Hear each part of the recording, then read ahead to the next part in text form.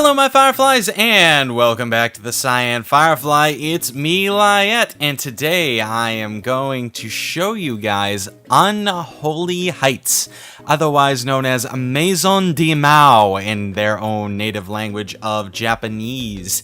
This is a pretty weird game, but it's also cool. It's this sort of... It's very hard to describe. It's like a hotel simulator, but all the tenants are monsters. And you are Satan, or the devil, or Mao, depending on where you're from. And you're the hotel manager, but adventurers know that you're evil and you're trying to take over the world somehow by running this mansion, and as a result, they keep on attacking it and trying to steal all your money. Yeah, it's pretty whacked out. It's by the mind of Petit de Pato. He is very interesting, to say the least. He's definitely got a very warped sense of humor, but this is great. Not to mention everybody else here. I have to thank them for making this game. You can already tell that I'm very much impressed with it. But I do have a couple of issues. I will describe them as I go along. But for now, I will load my game and show you guys what this is all about.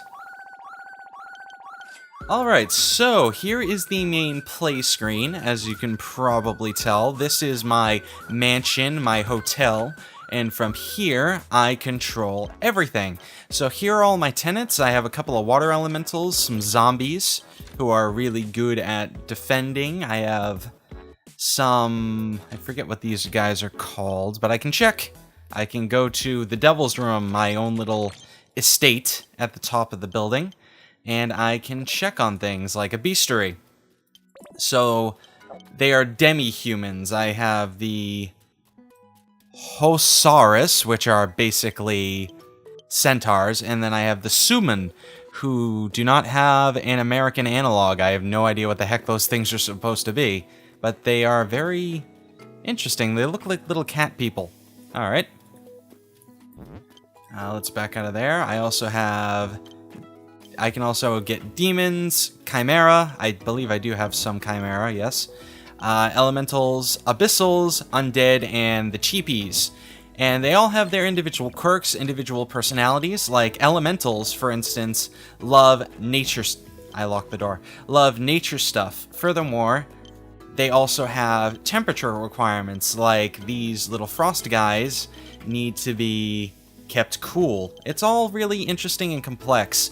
Some creatures don't like to live near other creatures, for instance, like elementals hate abyssals. They won't, if you put them in the same place, they'll actually get into arguments and it'll reduce their overall happiness. So you have to manage all these things at once. Like, these guys are really, really happy. In fact, I just saw it go up a little bit there. These guys are content. These guys are content. Very, very happy. And then this is a recent addition. These guys are all so-so. They also have various different levels of rent. You can raise their rent as you improve their houses. So let's actually go into one of these, one of my less improved ones. So I have a zombie living here. It's a female zombie. Not half bad, give me rack, okay? So she's slightly unhappy with the place right now. It's not that good, not that bad. So I can go in here and I can find a rack, which I believe is a miscellaneous item, so I have to click on one of these. And then I think it might be one of the symbols. Yes? No. Okay. So now I have to find a rack wherever the heck that is, okay? Beauty products? No. Ah, it's a bookshelf. So I can buy a rack, it'll make the zombie happy, well, happier. It'll raise their satisfaction level a little bit, which will improve their stats, so this zombie now has a +2 to everything. And then, certain items add certain benefits. For instance, the more you get bookshelf, the higher bookshelf you buy, the larger bonus the creature gets to magic resistance, which is pretty cool. Not to mention, the better hotel you have, or the better room you have, the higher prices you can justify for rent. So it's really worth improving all these things, because they do offer you major benefits in the future. I'm not sure what some of these do. Some of these are just more beneficial for happiness. Some of these actually do something, like these one-time consumables, which can heal, an erotic cake, which I can explain in a moment, love balloon, herb elixir, so all cool stuff.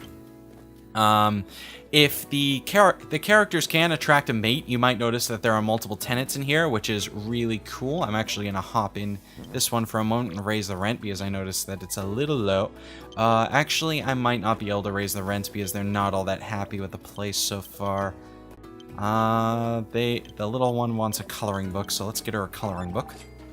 There we go. This room rocks. Does not improve anybody else's happiness because this only raises children's happiness, but worth noting. But yeah. Anyway, zombies, not just zombies, but any creature can attract a mate of the opposite sex. No same-sex relationships in this game, which, oh well, that does make it does make sense mechanically. You can't have 2 female zombies and then get a child. I suppose they could adopt, but then again, whatever. It's 2 zombies and somehow they had a baby zombie. Whatever. It doesn't really need to make all that much sense, I suppose. But anyway, but yes, which gets you more creatures in a single room. Children cannot fight, but once they get older, they can actually assist in a battle. So you can actually potentially have 3 creatures in a single room, all walloping the adventurers when they come. Now, I haven't gotten attacked yet, but I could get attacked at any time. Rather fortuitous that I actually haven't been attacked yet. I think she definitely needs a new mate. Her previous mate died, so let's get her a new one. Now, you don't have to do this. They do attract mates randomly on their own, but you can speed things along a little bit. I'm going to purchase a love balloon, which will eventually get her a mate coming in. So that's pretty cool. That's an abyssal. One of the fishy ones. Alright, so we can activate a quest by clicking on this board. There are various different types of quests. Some quests unlock new items. Some quests unlock new monsters. I do not have any monster quests. I believe those are green quests. This one's a yellow quest, which unlocks new items. So let's do that one. Now we're going to get randomly attacked, and we're going to have to deal with that when it comes in. Pew stink. They all have interesting names. Ripbert. Plop Tasty. Now, the cool thing about zombies is that they are very, very effective tanks because they have very high defense, which is really cool. But not only do they have really high defense, they also heal when they attack, which makes them super effective. It's actually really great. Alright, I'm going to speed things along a little. And hopefully... there we go, we found our lover. That is one of the most annoying noises, by the way. That's one of my hang-ups about the game, is that irritating noise, especially when it's sped up. You'll hear that noise when you get a lover moving in, or when creatures engage in pillow talk, which demi-humans do quite frequently. The only reason why these two aren't is because Delina is Fat Sansi's child. His wife actually passed away, tragically. And they haven't gotten a new one in there yet. Which is kind of sad, honestly. I got really attached to those guys. Alright, come on, get me a random encounter so I can show you guys some of the combat. Aftomi got a job. Food reporter. They do have jobs. The better paying job they do, the higher rent they can afford. Yes, that did say exactly what I thought it said. Apparently, Leaffield was engaging in some erotic fanfiction. Oh my. A little scandalous there. But yeah, you can check up on what they're doing, which is all pretty cool. There we go. Okay, so what's going to happen here is the adventurers are going to come in from the left. I have to figure out how best to respond to them. And while they're attacking, I can send out monsters to deal with them. Now, gonna put that guy out right there. Gonna have to move a little quickly, otherwise people are going to die. There we go. Now these guys are just getting home. They're probably in the worst position for that, which is unfortunate. Send these two guys back. and then turn them back around. All you have to do is click on them. If you feel that any of your creatures are very much at risk, you can just pull them back like so. And now this guy is caught in a pincer move with a bunch of ranged units. Yeah, this is going my way. So you get some gold, and you do get some crust rewards, such as the additional furniture item, which was... I can now buy paper doll, which is a decoration. Okay. Now, let's see here who could use a paper doll. They could probably use a paper doll. They want a happy tree. Okay, let's see. We want decorations, yes. Yes. Okay, there's a happy tree, which we can then upgrade into a paper doll, which actually upset them. They were more happy with the happy tree. There we go. This room rocks. Alright, then we can upgrade the rent just a little bit.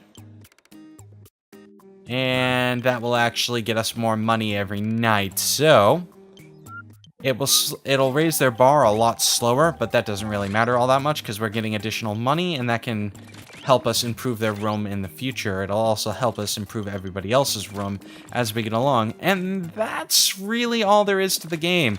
It's this short, cute little thing. It's about $4 over on Playism. I'll include a link down below. There we go. That's exactly what I meant. That noise is really bloody irritating, especially at max speed, because you can't really undo it. I hate that noise. Otherwise, I do very much like this game. It's very cute. Like I said, you can pick it up on Playism for about $4. That's really all I have to say. So feel free to check it out. Do go support the dev for this, because this is a very creative little project. It's very fun, nice in short spurts, though. Goddamn noise. But it's nice to play in short spurts when you have nothing else to really do. It's also not that intensive, so you could probably play this on any machine you felt like. You can get attacked randomly, probably something I should have mentioned. You can get attacked outside of quests, so you have to be a little careful about that. That archer is so screwed. Let's cut these guys off. There we go. Separate and destroy, which is why I like having multiple levels. Last thing. Extensions. You can build your mansion higher. I do not know the maximum level. I'm gonna wager with how much space is at the top of the screen. I could probably get 2 more levels, maybe 3. I have no idea. But basically, you have to complete the final mission, which is the red mission or the orange mission. And that gives you a bunch of money, and it gives you the option to build an extension. And I guess the end goal is to get the maximum amount of extensions, and you win the game. I don't know if there actually is an end, I'm just theorizing. But there you go. So, for now, this has been Lyiat with a Cyan Firefly. Apparently watching a bunch of cheapies engage in pillow talk. And my zombies! Oh my god!